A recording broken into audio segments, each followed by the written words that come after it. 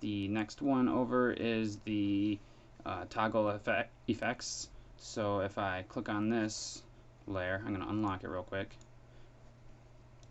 and go up here to the effects and controls.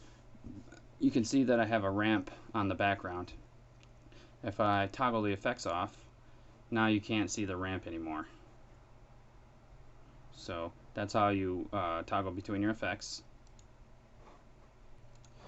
This next one here is the frame blending button, and you have to have enable frame blending on it. And the way to do that is you have extra actually you have adjacent footage frames, and when you have that box ticked, it'll add extra frames by blending them together. It's kind of hard to explain just without showing you, so I'll have to show you in a later tutorial because it's a little more in depth. So I'm going to undo this box. This is the enable frame blending, and then once that you turn that on, you'll be able to turn these on certain layers. Obviously none of these layers are affected by it because we don't have frame blending yet.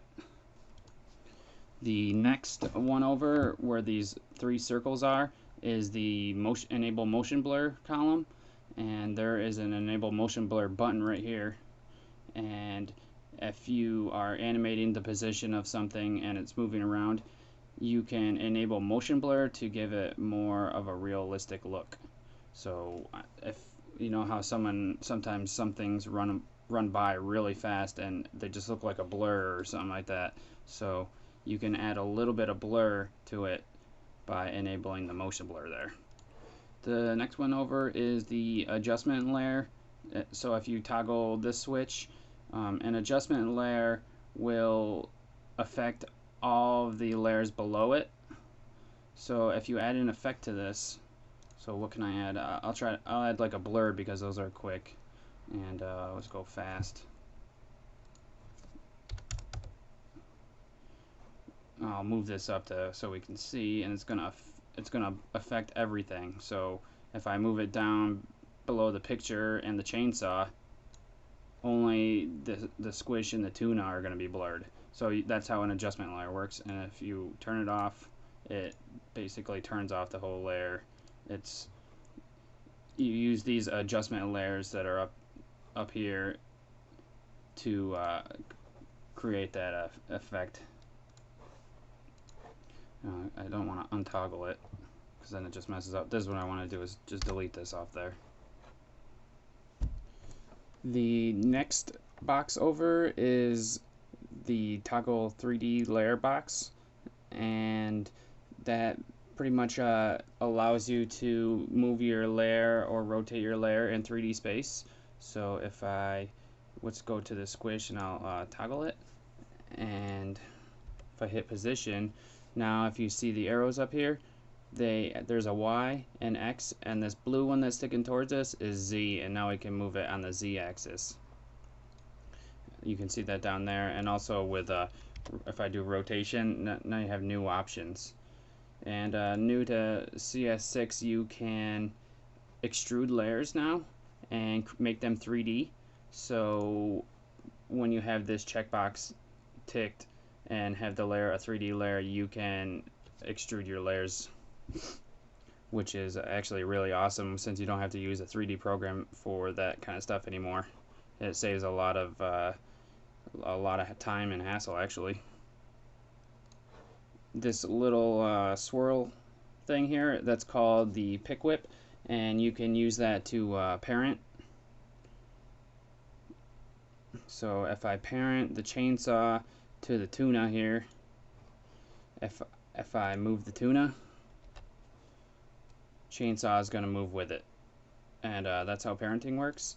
You can also do the same exact thing with this drop down menu, and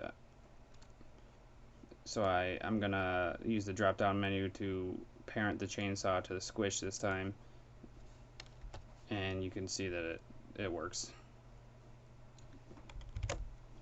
So the next thing I want to go over is to come down here, down to this button at the bottom it says toggle switches / modes.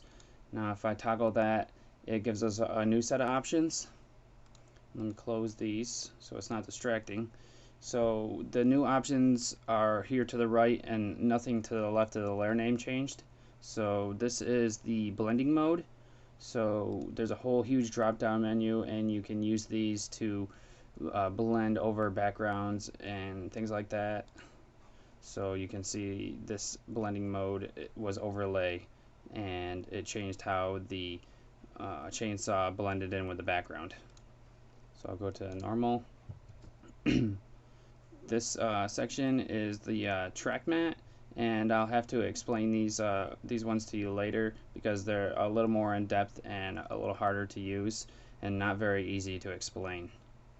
So that's it for the menus here and the checkboxes. I always usually have it set to this first, this one, and just real quick, I'll go over these buttons again. I'll just say the names. This is the composition mini flowchart.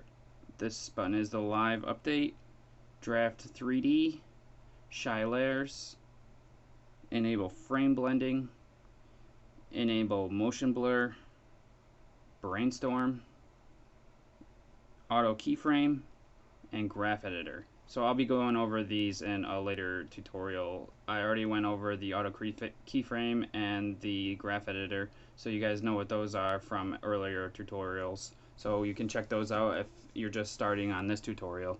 It's in an earlier, like probably about 5 back or something like that. That was just a number I just randomly guessed, so it's probably not even close to that. So let's end the tutorial here. Hopefully it was pretty decent, and I look forward to seeing you guys in the next tutorial.